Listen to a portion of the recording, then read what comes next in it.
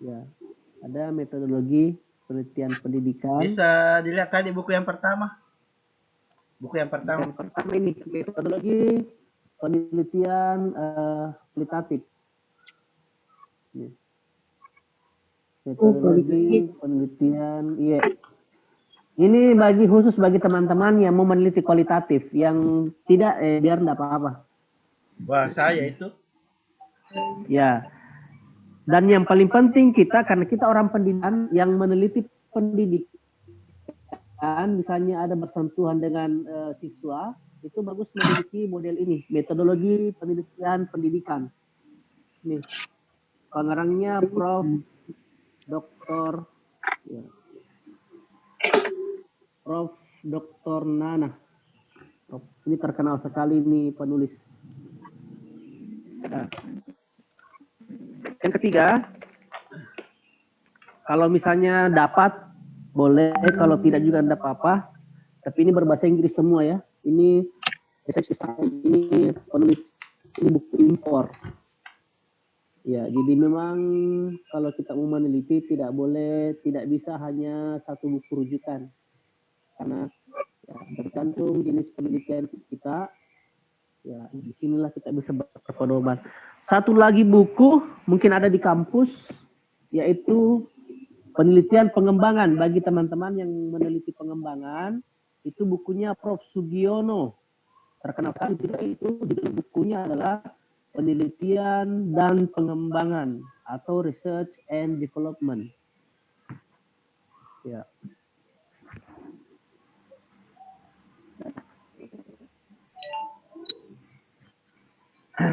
Oke, baik. Kita mulai.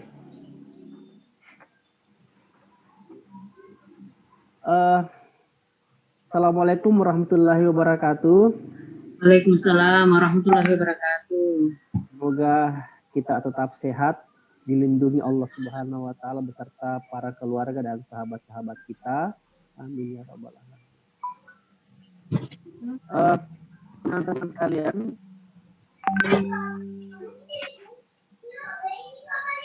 Pak Rektor kemarin sudah memberikan apa saja? Mungkin Pak Rektor lebih kepada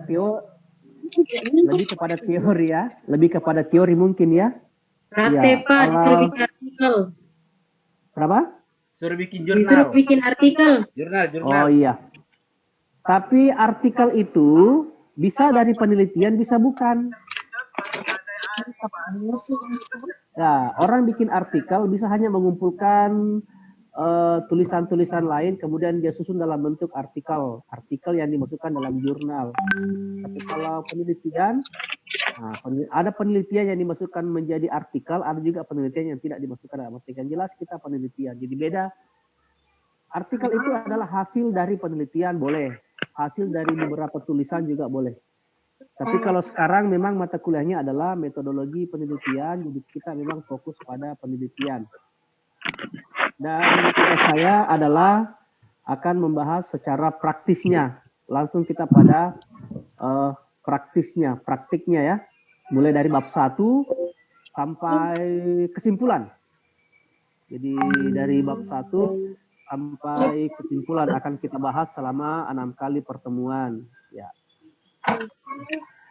Perlu saya informasikan bahwa ketika nanti teman-teman menulis, jangan sama sekali melihat gaya-gaya penulis.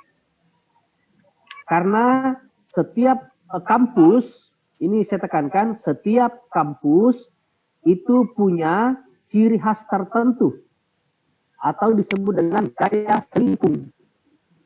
Ya, bukan gaya selingkuh, gaya selingkuh. Apa itu gaya selingkuh?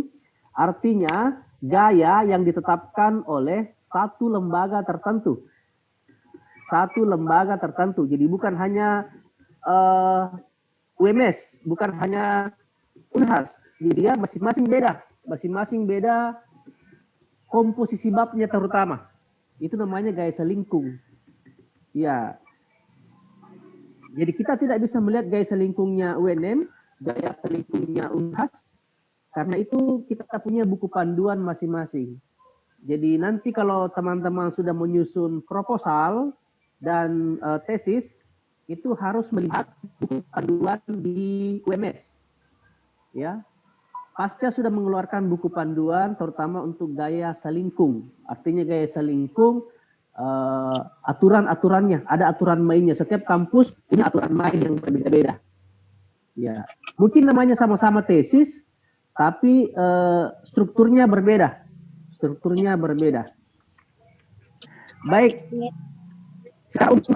secara umum komposisi bab dalam sebuah metode penelitian itu diawali dengan bab 1, yaitu pendahuluan. Ya. Bab 1 pendahuluan. Ya. Saya pikir ini hampir semua sama. Bab 1 itu adalah pendahuluan. Inilah yang kita akan bahas sekarang, bagaimana isi dari bab 1.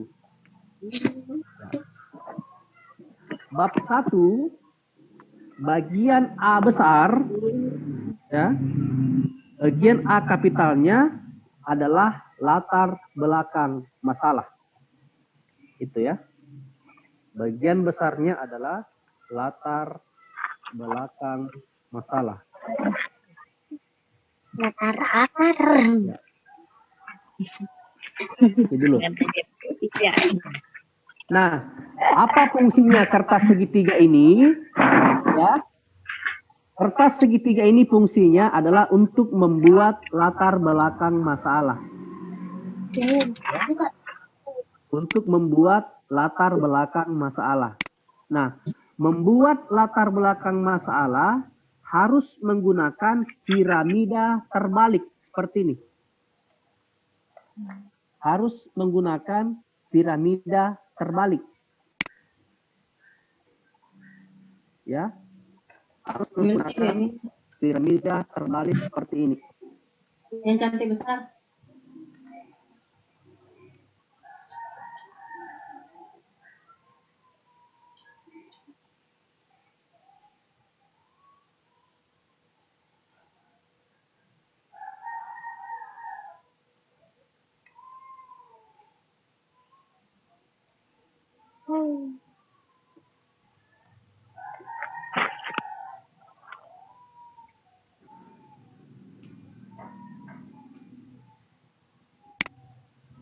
Ada mi ketua tidak.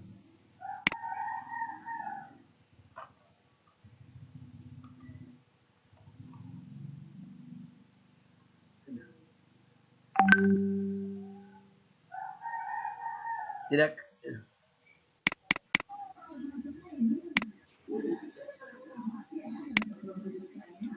Rambut ki suara tak, Pak Haji. Rambut ki suara tak.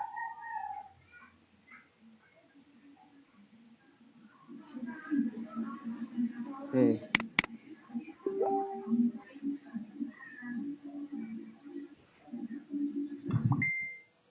Oke, saya ulang. Jadi untuk membuat latar belakang masalah, karena ketika kita memeriksa penelitian pasti sangat poin-poin paling tinggi itu ada di latar belakang masalah. Kalau latar belakang masalahnya keliru, yakin saja dosen pembimbing tidak akan baca yang lain. Ya, makanya kita perlu berpedoman pada piramida terbalik ini. Kita berangkat dari sesuatu yang umum ke sesuatu yang khusus, yang saya istilahkan sebagai piramida terbalik. Nah, kita mulai. Bagian sini, apa isinya ini bagian umum? Artinya gambaran umum.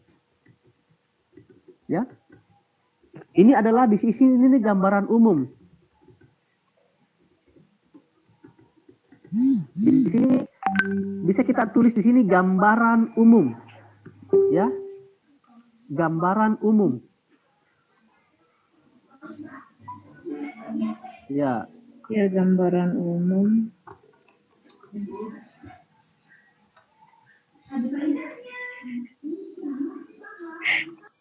Tahu nih, Pak.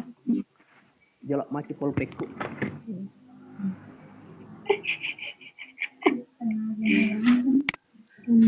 Matikan ki semua, mic tak belajar ki matikan ini supaya tidak terganggu. Ini celana. Itu di kalau HP ada gitu bilang audio mute. Oh, Aja puraku teka guys. No. sudut kiri bawah ada gambar stiker itu kita klik. Iya. Ini ada gambaran umum. Ya, jadi saya sudah tuliskan begini gambaran umum. Nah, nanti teman-teman tambahkan apa yang ingin menjadi gambaran umum penelitiannya. Contoh ya. Contoh. Misalnya saya mau meneliti tentang pengaruh pola asuh orang tua ya terhadap perkembangan bahasa anak. Dia Ya. Misalnya saya ingin meneliti tentang pola asuh orang tua terhadap perkembangan bahasa anak. Tentu saja gambaran umum saya di sini ya, gambaran umum saya di sini adalah tentang pentingnya pola asuh orang tua. Ya.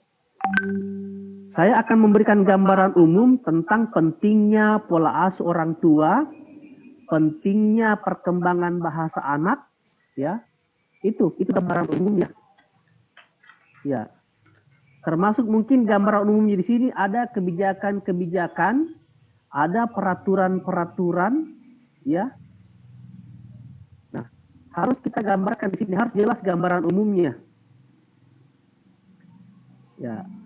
Nah, masuk di yang kedua, bagian kedua ini adalah di sini harus dijelaskan harapannya seperti apa. Ya. Harapan. Di sini ada harapan. Ya. Bagian kedua di sini apa harapannya? Jadi berdasarkan gambaran umum tadi di sini, tentu di sini ada harapan. Harapannya bahwa misalnya tadi harapannya bahwa anak pada usia 2 tahun itu telah memiliki atau telah menguasai kemampuan berbahasa begini. Ya, itu contoh. Ya, jadi saya ulang kembali, di bagian pendahuluan latar belakang pertama itu adalah ada gambaran umum, mungkin bisa sampai 2 paragraf.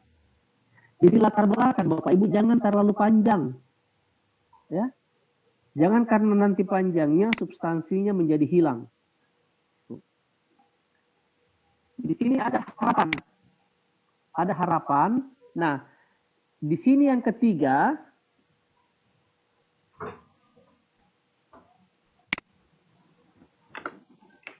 nah, ini yang ketiga adalah kenyataan. Ya. Ya. Nah, otomatis yang namanya penelitian harus ada perbedaan, artinya kalau bahasa ilmiahnya kesenjangan antara harapan dan kenyataan. Ya. Jadi kapan harapannya sama dengan kenyataan itu bukan satu masalah. Tidak bisa diteliti. Yang bisa diteliti adalah ketika harapan jauh berbeda dari kenyataan. Misalnya itu tadi, misalnya bahwa anak pada usia 2 tahun itu seharusnya sudah mampu berkomunikasi aktif dengan orang tua. Di sini muncul, namun pada kenyataannya ya tidak sedikit anak yang telah berusia 2 tahun belum mampu berkomunikasi baik dengan orang tua maupun lingkungan sekitar. Ya, oleh karena itu, nah disinilah kemudian oleh karena itu penulis tertarik meneliti tentang pola asuh orang tua terhadap perkembangan bahasa anak. Misalnya contoh ya. Kebetulan sekarang saya menulis itu pengaruh perkembangan pola asuh orang tua terhadap perkembangan bahasa anak. Ya, ada pertanyaan untuk latar belakang? Saya unmute dulu. Karena kita harus benar-benar berangkat dari latar belakang yang betul. Minimal Kalau berapa kali latar belakang? Latar belakang lembar. Hah? 2 lembar kartu. Oh, 2 lembar kartu. Jangan terlalu panjang ya, jangan terlalu panjang. Yang jelas hanya 3 bagian ini. Bukan berarti 3 paragraf. 3 bagian ini harus ada gambaran umum, harapan, dan kenyataan. Nah, makanya ini nanti Bapak Ibu, piramida ini Bapak Ibu bisa tambahkan. Jadi buat apa misalnya gambaran umumnya di sini, kemudian apa harapannya, dan apa kenyataannya. Ya. Yang namanya rumusan masalah adalah ada kesenjangan antara harapan dan kenyataan.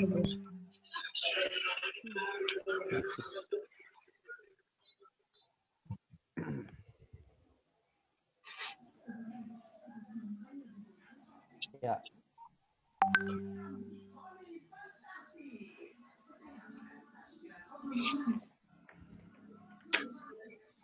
Jadi sangat penting kita buat ini.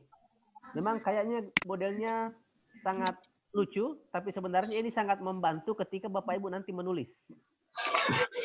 Jadi mulai sekarang, kalau sudah ada objek, sudah ada fokus penelitian, mulai apa gambaran umumnya yang Bapak Ibu tahu, ini teori.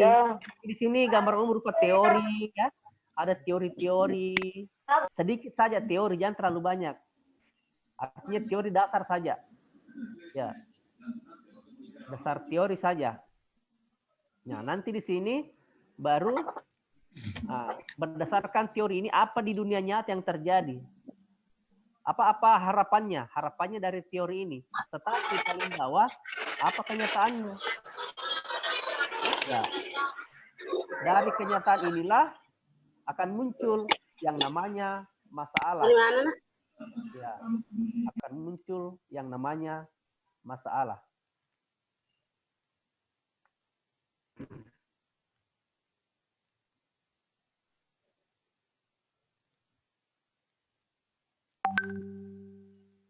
Bagaimana? Ada pertanyaan? Silakan ajukan tangan. Ya, jadi silakan buat seperti ini. Ini bukan tugas ya, tapi panduan Bapak Ibu nanti ketika sudah akan melakukan tahap penulisan proposal. Proposal itu sampai bab 3. Ya. Proposal sampai bab 3. Mulai dari pendahuluan, mulai dari bab 1 pendahuluan, kemudian bab 2 tinjauan pustaka dan kerangka pikir. Kalau penelitiannya kuantitatif pakai hipotesis, kalau penelitiannya kualitatif tidak pakai hipotesis. Sekali lagi saya ulang, kalau penelitiannya kuantitatif, apa itu kuantitatif? Yang menggunakan statistik. Kalau penelitian Bapak Ibu menggunakan statistik, berarti di bab 2 itu pakai hipotesis. Kalau kualitatif tidak pakai hipotesis, hanya tinjauan pustaka dan kerangka pikir. Nah, bab 3 metode penelitian. Tapi kita di bab 1 dulu. Ya. Bab 1A latar belakang masalah. Tadi saya sudah jelaskan seperti ini. Model sederhananya seperti ini, piramida terbalik. Piramida terbalik. Diawali dengan gambaran umum, kemudian setelah gambaran umum ada harapan, setelah harapan ada kenyataan. Nah, di ujung ini, disinilah masalah. Disinilah masalah. Jadi tidak boleh begini. Tidak boleh begini. Masalah dulu, baru harapan, baru gambaran umum. Jadi harus terbalik. Namanya piramida terbalik. Gambaran umum, harapan, dan kenyataan. Dan ini harus, tidak boleh antara harapan dan kenyataan harus terjadi dasain dan dasoleng. Harapan dan kenyataan. Jadi ada perselisihan antara harapan dan kenyataan. Misalnya begini, harapannya adalah siswa mampu menulis cerpen dengan baik. Ya, siswa mampu menulis cerpen dengan baik. Tapi kenyataannya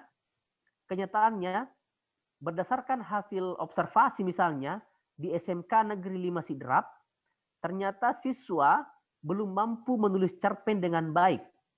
Ya, hal ini diperoleh berdasarkan hasil observasi yang menunjukkan bahwa nilai rata-rata siswa dalam menulis cerpen 62, sekian. Berarti tidak mencapai ketuntasan minimal. Nah, berdasarkan hal tersebut, peneliti tertarik untuk menulis disertasi dengan judul pemanfaatan media ini, ya, misalnya pemanfaatan pengalaman pribadi dalam meningkatkan hasil belajar cerpen siswa. Ini contoh saja ya, contoh. Jadi berdasarkan ini tadi, jadi memang Bapak Ibu kalau kita mau meneliti kuantitatif harus ada observasi awal dulu, karena itu nanti akan dijelaskan di sini di kenyataan. Harus diobservasi awal dulu. Bagaimana kalau misalnya budaya, Pak Haris misalnya mau meneliti tentang budaya? Apa kenyataannya kira-kira? Misalnya ada satu budaya, harapannya adalah bahwa masyarakat memahami arti dari Elong Ogi. Toh, misalnya begitu. Masyarakat memahami arti dan makna dari Elong Ogi Tauriolo. Tuh. Namun pada kenyataannya, di sini muncul kenyataannya, ya, berdasarkan hasil observasi awal. Jadi memang juga ada observasi awal di masyarakat bahwa ternyata banyak masyarakat Bugis yang tidak memahami makna lagu. Ya, seperti itu. Jadi memang ini perlu kita bikin. Jadi kalau sudah ada fokus penelitian, itu sudah bisa dibuat seperti ini, biar jelas. Ya. Setelah itu kita balik. Ya. Jadi ini tadi bagian A di depan, ini bagian A khusus di depan, ya. Ya. Di belakang ini kita masuk pada bagian B. Bagian B itu adalah rumusan masalah. B.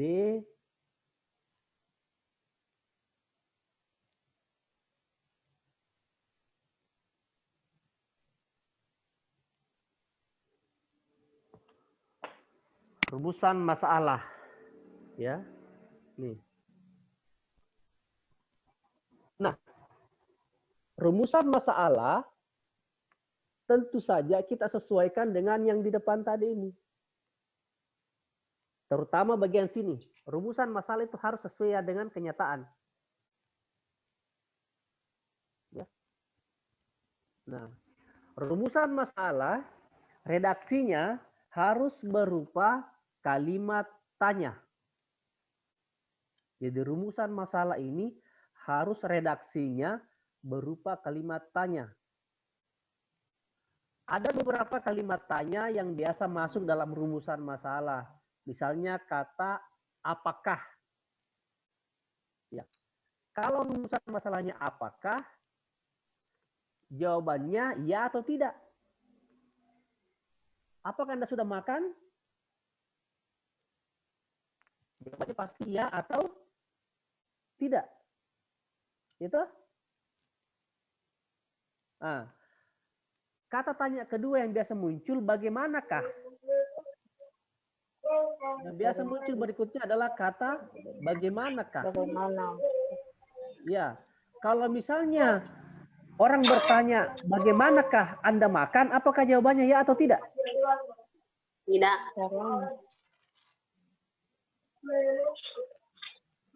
Ya, kalau orang bertanya bagaimanakah, itu berarti yang akan dicari adalah cara. Ya. Ya. Bagaimanakah aplikasi Zoom dalam pembelajaran bahasa Indonesia? Berarti yang akan dijelaskan di situ adalah cara. Ya, jawabannya ya atau tidak. Ya, jadi kalau di S2, pertanyaan yang bagus adalah bagaimanakah. Ya, bagaimanakah? Misalnya, bagaimanakah efektivitas pemanfaatan video Zoom dalam pembelajaran bahasa Indonesia? Berarti di situ nanti jelaskan gambaran caranya seperti apa modelnya, Ya, bagaimana hasilnya? Bagaimana? Jadi kalau misalnya kita begini, kalau misalnya kita ingin meneliti satu media, pasti ditanya tiga hal. Bagaimana perencanaannya? Bagaimana perencanaannya? Ya. Kemudian bagaimana pelaksanaannya dan bagaimana hasilnya. Nah, itu kalau kita berbicara kata bagaimana.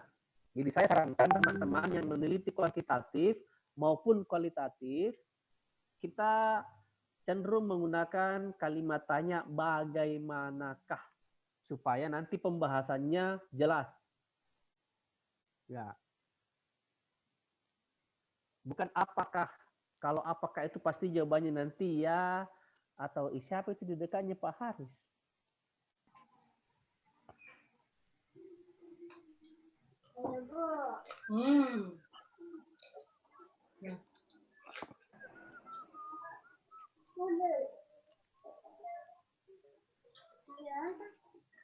Mana mi Pak Haris?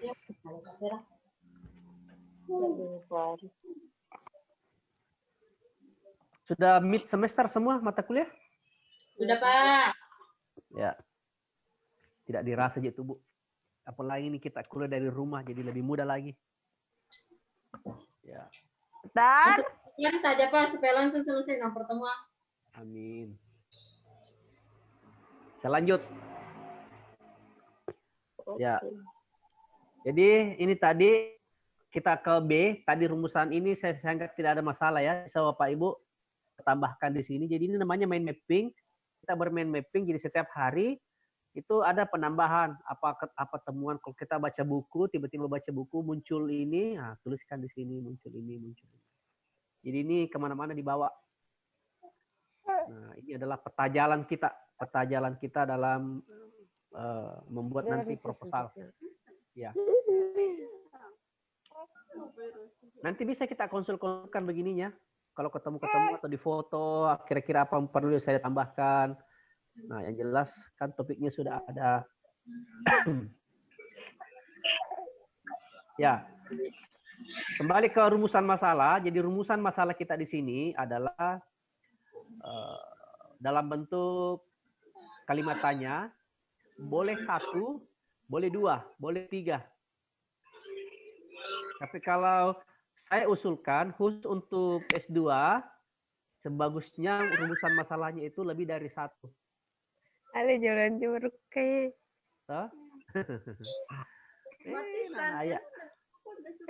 Ya, bisa lebih dari 1 rumusan masalah.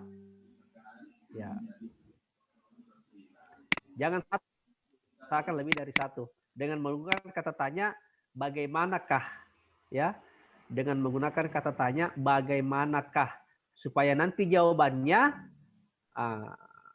berarti kita jawabannya nanti adalah gambaran. Ya. Ingat Bapak Ibu, penelitian kita ini adalah bersifat deskriptif analisis. Karena kita peneliti pendidikan, berarti kita akan membuat penelitian yang deskriptif. Saya pikir Bapak Ibu sudah memahami semua deskriptif itu gambaran, penjelasan.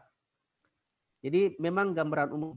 Nah, setelah rumusan masalah 1 dan 2, bagian C itu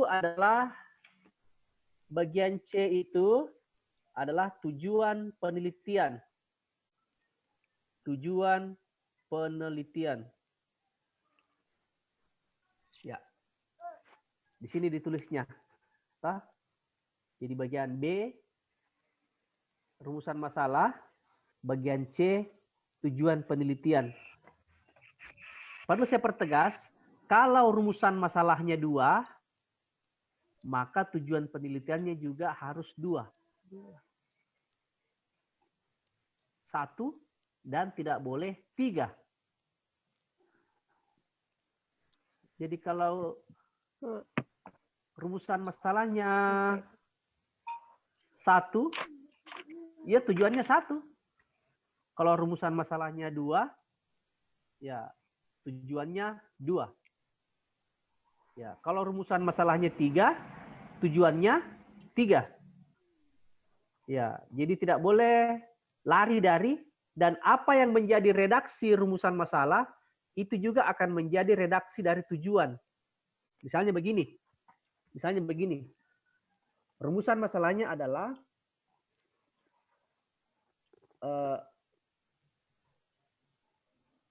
apakah misalnya contoh saja, bagaimanakah pengaruh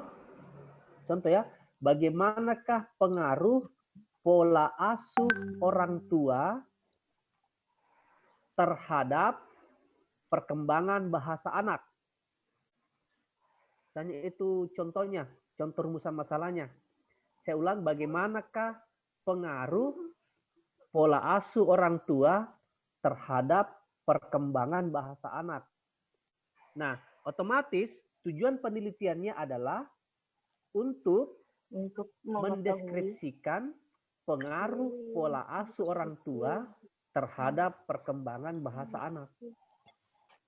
Jadi, kalau rumusan masalah berupa kalimat tanya, maka tujuan penelitian ini harus pernyataan. Nah, itu. Jadi kalau tujuan rumusan masalah 1 harus menjadi tujuan penelitian 1. Rumusan masalah 2 harus menjadi tujuan penelitian 2. Tidak boleh bertukar. Gitu. Ya. Nah, kemudian yang terakhir di bab 1, adalah manfaat penelitian.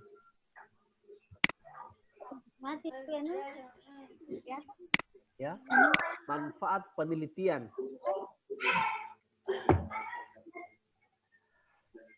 Manfaat penelitian itu dalam tesis ada 2 jenis. Ada 2. Ya, jadi D kemudian 1 kemudian 2. Ya. Ditulis D 1 2. Manfaat penelitian pertama itu disebut dengan manfaat teoretis. Ya. Harus dituliskan apa manfaat teoritisnya. Apa yang menjadi manfaat teoretis? Bapak makan. Ya. Yang disebut dengan manfaat teoretis adalah manfaat dari segi keilmuan.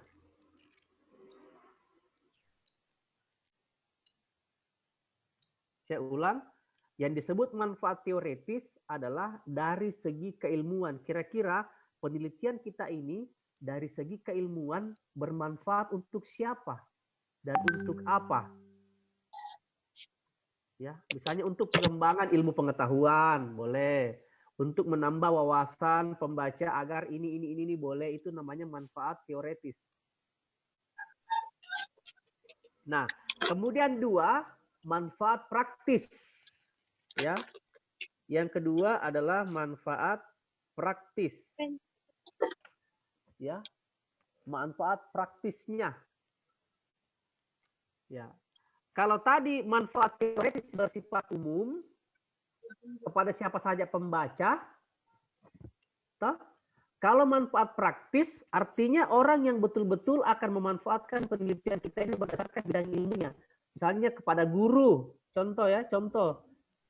Misalnya manfaat praktis untuk guru. Misalnya agar hasil penelitian ini dapat menjadi panduan bagi guru dalam melaksanakan proses pembelajaran, menulis cerpen dengan memanfaatkan media ini, misalnya begitu. Jadi saya ulang kembali, kalau manfaat secara teoretis bersifat umum bagi semua pembaca. Bagi semua pembaca apa kira-kira bisa manfaat, misalnya menambah wawasan, apa dan seterusnya. Kalau manfaat praktis itu betul-betul yang akan dimanfaatkan oleh orang yang ilmunya nyambung dengan penelitian kita, misalnya untuk guru, untuk pengambil kebijakan pendidikan, begitu. Itu yang disebut dengan manfaat praktis. Jadi ada manfaat teoretis dan ada manfaat praktis. Ya.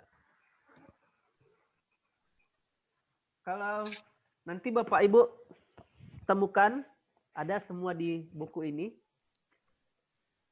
Ya. Ini metodologi penelitian pendidikan. Ya. Saya tidak tahu apa masih ada dijual atau sudah tidak ada lagi. Ya. Nggak dimakan, Nak. Iya, makan, Nak, jangan dibuang. Nah, ini juga. Kalau ini Bapak Ibu yang meneliti penelitian kualitatif. Kualitatif. Ya. Meneliti kuantitatif, cari bukunya Prof. Sugiono. Judulnya Penelitian Pengembangan. Ya, kuantitatif itu kalau ada statistiknya. Kalau mau yang susah-susah sedikit, yang agak ribet menerjemahkan, pakai ini. Research design. Perancangan penelitian. Ya, research design. Okay. Baik. Nah, ini Bapak Ibu, jadi komposisi bab 1 pada umumnya itu tadi dimulai dari pendahuluan. Pendahuluan ini sudah ada 3 kerangkanya, kemudian rumusan masalah, kemudian tujuan penelitian, kemudian D, manfaat penelitian. Tetapi bisa saja dalam bab 1 itu ada penambahan, misalnya fokus penelitian. Bagian E, setelah manfaat. Bagian E, ini hanya tambahan saja, yaitu fokus penelitian. Ini biasa ada. Ya, biasa ada fokus penelitian. Kalau sekarang di FKIP itu ada masuk ini F, fokus penelitian. Ya. Apa itu fokus penelitian? Misalnya begini Bapak Ibu. Judul kita di depan terlalu umum. Ya. Judul kita di depan terlalu umum. Maka di fokus misalnya begini. Misalnya saya mengatakan bahwa pengaruh pola asuh orang tua terhadap perkembangan bahasa anak. Yang mana di sini berlaku umum adalah pengembangan bahasa anak. Apakah semua keterampilan berbahasa saya mau teliti berdasarkan kan tidak? Tidak toh? Berarti harus ada fokus penelitian. Jadi fokus dalam penelitian ini adalah misalnya begitu. Fokus artinya pada satu titik. Kita mau lihat satu titik.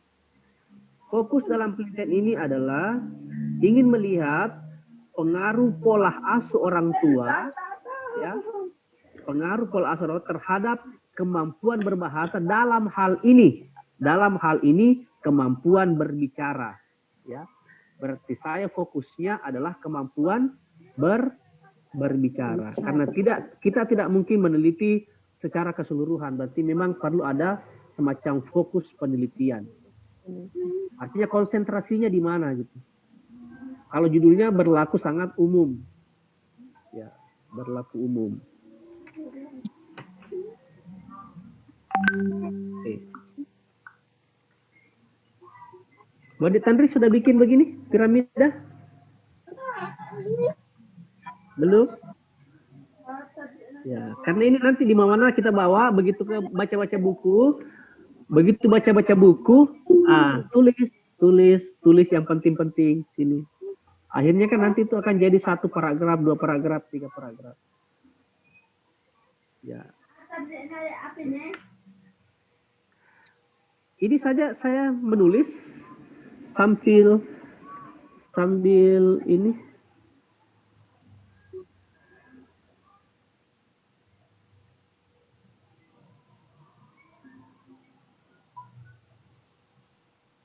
Itu cara apa tahu materi itu Pak Sinale?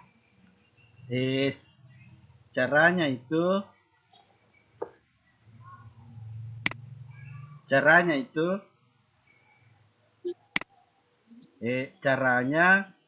ada itu di bawah share screen. Tapi buka dulu materi tak masuk ke buka dulu materi yang kita mau buka. Multiple. Ya, enggak buka dulu materi tak yang kita mau buka di Explorer. Buka memami sebelum dibuka di sini. Oh, di Word toh? Iya, buka di dulu Word. di Word. Iya. Oh iya, di Word. Ya.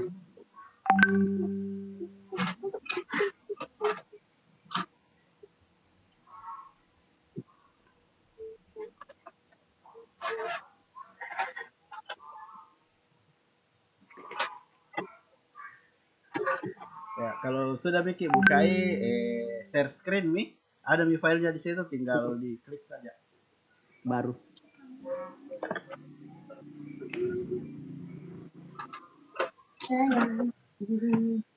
Oke. Sudah.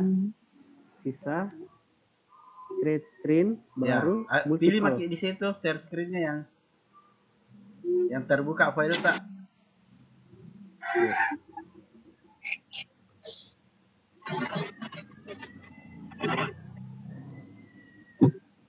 Sudah masuk? Belum, Pi? Ada situ pilihannya.